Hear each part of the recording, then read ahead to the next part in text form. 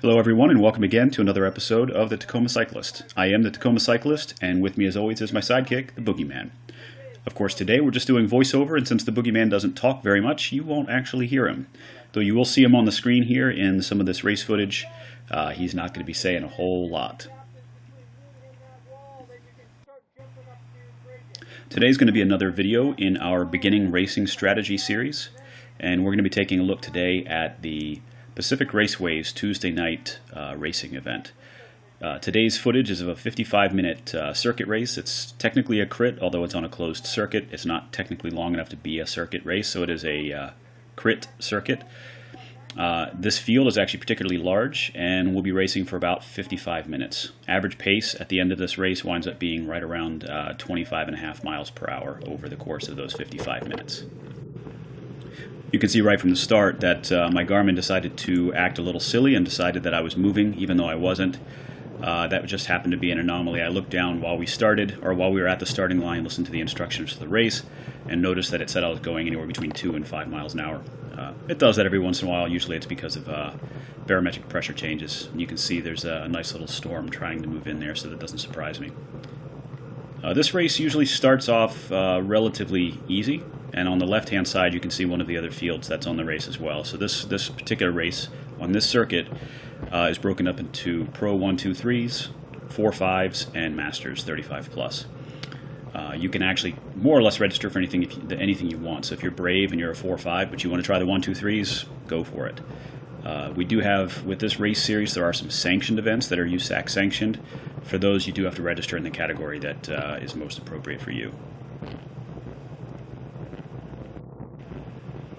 As I mentioned, the race for this particular series usually starts off pretty gentle. We don't go crazy overall. First lead out is almost somewhat of a neutral type thing until you get to this first turn. This is the hairpin turn. It's basically a soft 90 degree followed by a hard 120 degree. And then into a nice straightaway. Usually as soon as you hit the straightaway, that's when people start to get a little bit crazy, but it can change up from time to time, so it doesn't always go super fast here. Frequently you'll have headwinds or tailwinds coming up and down this track. Tonight was no exception, or the night that this race was filmed is no exception, and usually coming out of that hairpin turn, you'll find the pace of the line can pick up pretty significantly, sometime into the mid-30s. There's an ever so slight downhill, and if there's that 0.5% downhill plus a tailwind, you can find yourself moving pretty quick, especially heading into a preem lap.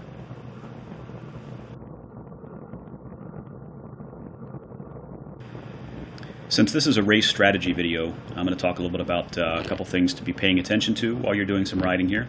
You'll notice on the left screen here, on the left side of the screen, we've got somebody from PC for Men. That's one of the more aggressive teams in the area here, and you'll notice as soon as the person pops into the screen here, we've got another person lining up from that same team. Knowing how aggressive these guys are, knowing how common it is for them to try to dominate the races, and frankly knowing that a couple of the guys on that team are somewhat sandbagging in this event, it should definitely be no surprise to watch out for this kind of thing. So when you see a couple team members like this lining up, be ready for exactly what you just saw here, is somebody to jump off the front, and usually at least one of their team members to follow. Now this is really early on into a 55-minute crit, so not a whole lot of people put a lot of credence into an attack like that. But unfortunately with these guys, they have a tendency to be able to keep those attacks away. So just be watching for those kind of things when you're racing against stronger teams. If you look at the dials on the screen here, you'll notice that the elevation changes ever so slightly. Not a huge amount, but it goes from being a slight downhill to being a slight uphill.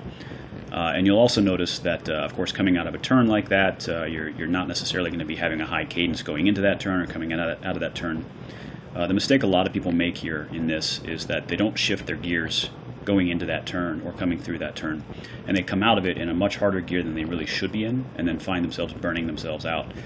You'll notice my power output here wasn't crazy. I was maybe 250, 300 watts through that coming out of that turn, and that's because I was working on a higher cadence at that point instead of more power.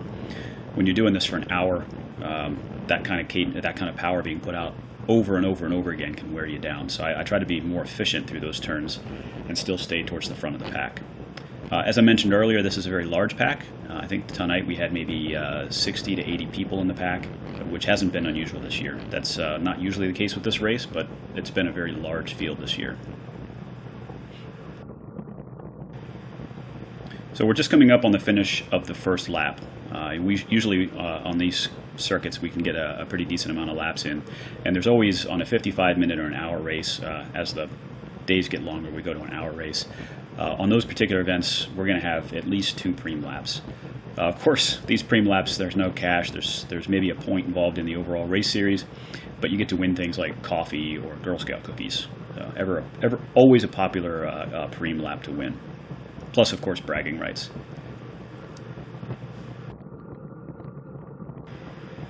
One of the other things that's pretty awesome about this race, as you can see on the right-hand side of the screen right now, we've got a couple women in this category as well. And the nice thing about this series is that there's women in all of the categories, in the Masters, in the 1, 2, 3s, in the 4, 5s. There's also juniors in some of the categories. As you'll see here in a minute, the Boogeyman flies by, as well as a couple other juniors will pop into these. And they're very, very strong people. These are not folks that get popped off the back very easily. The women and the juniors definitely dominate these races pretty well. Okay, so we're about to enter that first hairpin corner again. It's not a particularly sharp corner, but what you'll find is some people try to pull some maneuvers to get ahead here. They'll either take the inside line, which can be kind of dangerous, especially coming into that second corner, or they will push on the outside and just put out excess amounts of power to get around the corner there. You can see that guy almost clips his shoulder coming through there, clips his elbow almost coming through there. And then, of course, as soon as you come out of there, it's just mad acceleration time to put out some serious wattage and catch back up to the group, because that's when the line starts to string out, and that's when you get breakaways that form. But again, breakaways that form this early in the race typically don't stay away. Now, in this particular race, yeah, we had a breakaway that started out pretty early, and it stayed away. What we find is with some of the cycling teams here, what they'll do is they'll let a couple of their folks go, and then they will sit at the front of the pack and control the pace. They will keep it just fast enough to keep people interested, but not so fast as to catch their breakaway and not make their breakaway work too hard. It's a good racing tactic. I think it's a little bit, I don't know, I don't particularly like that racing tactic, but it works. In a race like this, I don't see why it's necessary. I think everybody should be able to race for themselves.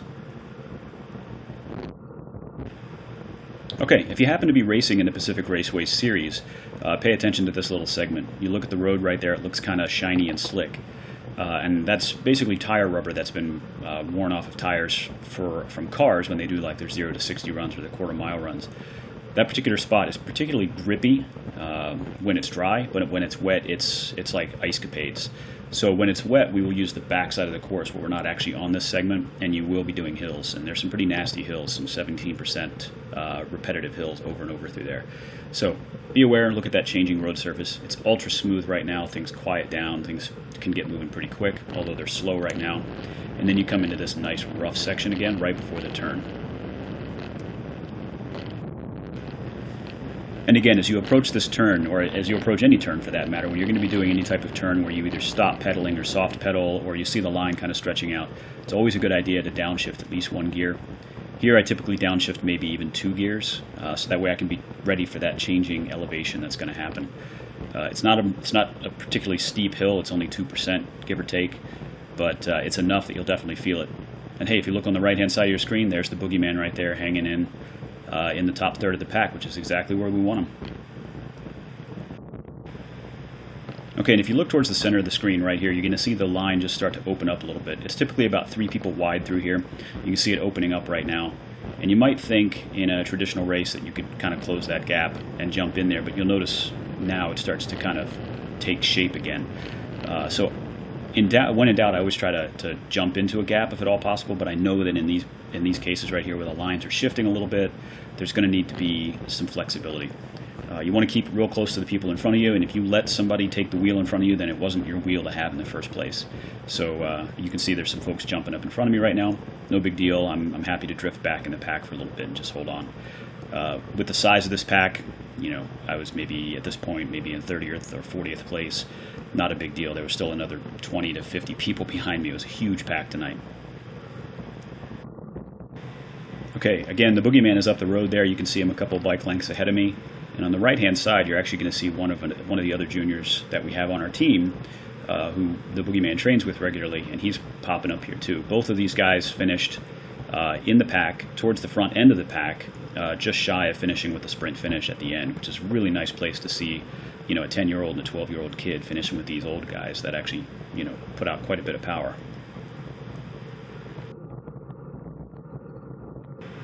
Okay, and this is a great reason for why you got to keep your head up and watch your changing lines. This wall right here on the right ends, and you can see people pop around that thing real fast. They move over a good 3 feet or sometimes even more.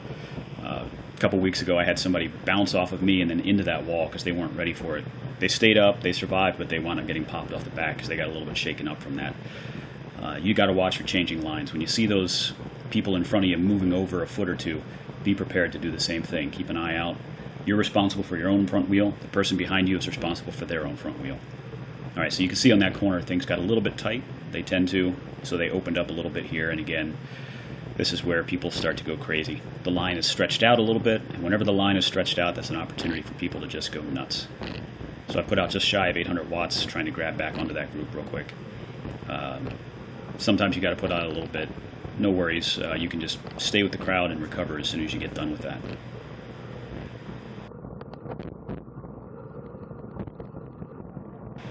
Okay, look how much this pack is spread out and strung out here. This is after that sharp turn where everybody puts out a lot of power to catch back on. It's just kind of a disorganized mess right now. It will form back up, so what you want to do if you're in a situation like this is really do your best to stay towards the front of that. My goal here is to try to keep the juniors up towards the front, and that's what we're doing.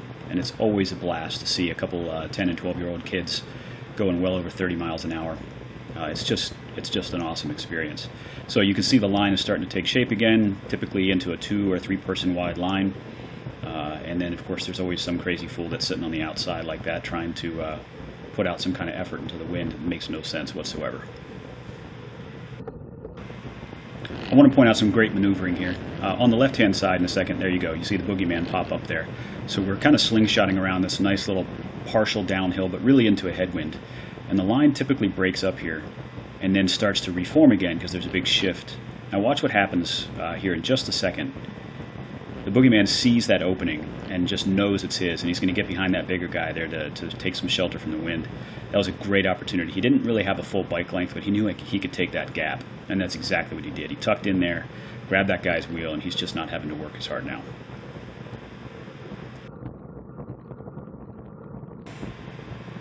On the right side of your screen here in just a second, you're going to see something that happens pretty commonly. You'll see that, again, the line is broken up, it's reforming. You got somebody moving up on the right-hand side here with those orange gloves and orange socks. That basically, they want the line in front of the Boogeyman there. They want that wheel, and they see an opening, so they're going to push their way in. And that's just going to happen. So they're kind of squeezing them out as they go into the turn. Just be aware that that happens. The Boogeyman responded appropriately. He could have done one of two things. He could have fought for that wheel, pushed the guy out, and made him deal with the suffering into the wind, or he could have did exactly what he did. I don't think what he did was a bad thing at all. Of course, you could sacrifice some space in a race, and you can see he's having to kind of make up for that right now. But again, this is only maybe 20 minutes into this race, so you got plenty of room to recover. You got plenty of room to chase back up to the front of the group again. Okay, so here we're about maybe 25 minutes into the race overall, and this is really where I want to be at this point in time, is towards the front. Not really in the front, but towards the front. There is actually a breakaway that's gotten away, and it's going to stay away for the rest of the race. At this point, there's just a few people in that breakaway, and there's not much that's going to happen.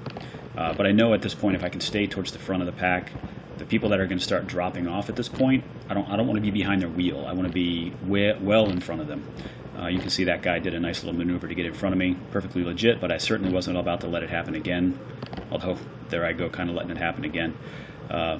Finding a good place to kind of tuck in here, somewhat towards the outside, so if somebody decides to do another breakaway or maybe try to reel in the other breakaway, I can try to be near it. That never happened, unfortunately. At events like these, you're going to definitely find a good mix of people. And sometimes that's actually kind of a bad thing. What I mean by a good mix of people is you're going to be racing with people who may have never raced before. Maybe they've just been casual riders, or they do their local group rides or whatever. The guy in front of me, no offense to him intended, but the guy in front of me, and actually I'll talk about the guy to my left here in a second, is one of those people that I kind of marked early on. If you ever watch this, if you see footage and you happen to see this guy in front of me, he's got a nice white Colnago. It's a beautiful bike. But he pretty much stays in his, I think he's got a compact, so he's in his 5011 the entire time. He never once changed his gears throughout this entire crit. And he's constantly doing, 50 revolutions per minute in his legs. He's never able to do much more than that. I can only imagine how much burnout you'd be having after 55 minutes of being in your 5011. That would just kill me. Now the other guy that I pointed out, the blue and yellow jersey up there, the guy wearing the baggy mountain bike shorts. Again, just another example of somebody who is relatively new to racing, I'm assuming. I've never seen him at the other events before.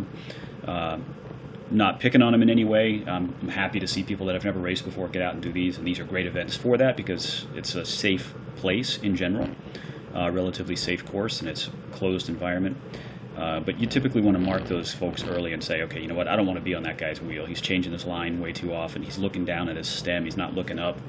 And that's exactly what I do. So if there may be footage later on where you see my hand kind of pointing or me telling the kids, the juniors, don't get on that guy's wheel. There were a lot of times where he did some sketchy things that kind of made me think this is going to be potentially dangerous. Speaking of sketchy things, another thing that kind of occurred in this race that kind of frankly ticked me off a little bit is there's a guy, as a matter of fact, he just kind of pops up on the right-hand side of my screen here in a minute. I won't point him out because I don't want to call him out too much, but he was riding with Bluetooth headphones in the entire time on this race. Now, if it was a USAC event, he probably would have been disqualified for that. For this event, I kept on telling the guy, man, you got to pull your headphones out, you got to pull your headphones out. And sure enough, every time you'd come up beside him, he'd have no idea you were there, and you'd potentially get in a wreck because he's taking erratic lines and isn't able to listen to what's going on around him. So just kind of pay attention for those kind of folks that are maybe new to the sport. No need to be a jerk to them, no need to be mean or anything. And if you're one of those guys, it's just take some of that criticism and take it well. If you have to give the criticism, try to give the criticism well. I had to call that guy out pretty badly because I told him several times on the race this week as well as last week to take the headphone out, and he just wouldn't. So I had to take that to the race officiator because frankly I don't feel like getting in a massive wreck because some guy doesn't want to take out his headphones.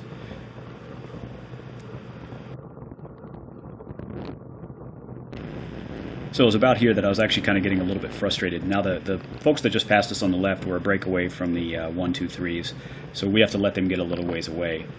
But up to this point, the pace had actually slowed down significantly in our line, and it was really because there was one or two folks up here at the front trying to control the pace.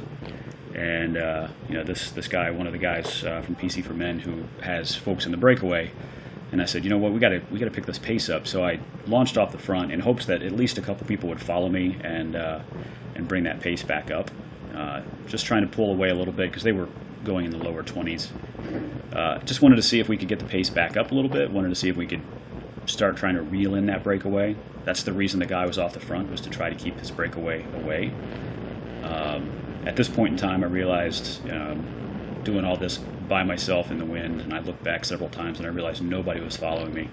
So I pretty much just let it go and said, all right, I'm just going to get swallowed back up again. There's no reason to fight myself in the wind for something that will never happen. So in a second here, you'll see some folks overtake me again.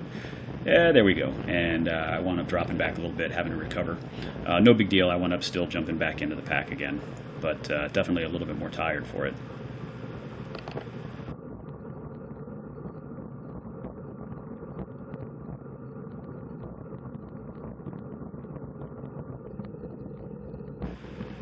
So I cut quite a bit out there, maybe 20 or 30 minutes. And this is really the end of the race. This is the last lap coming in. The pace is actually pretty slow, and the reason for that is we've had to neutralize because the 1-2-3s actually passed us on the course coming into the final lap. And we wanted to play it somewhat safe and make it so that we weren't trying to sprint to the line as the 1-2-3s were directly in front of us. So the pace, the race pace just opened back up again. You can see the 1-2-3s off there in the distance. But we didn't want to try to close that down too quickly. Sometimes, as they're nearing the end of their race, they'll slow down a little bit just before they pick up the last little bit on their final lap. So we know we're in the clear. We're picking the pace back up again. And I can say from my own experience that I kind of burned myself out a little bit trying to chase a couple of those breakaways through this. But overall, again, with a field of I think 60 to 70 or even more, at the end of the day, finishing in the top 10 to 12, maybe 15 people here was not necessarily a bad thing. So the sprint speeds were a little slower than they are sometimes, but hey, it's an hour-long crit, so you're only going to have so much energy at the end of that anyway.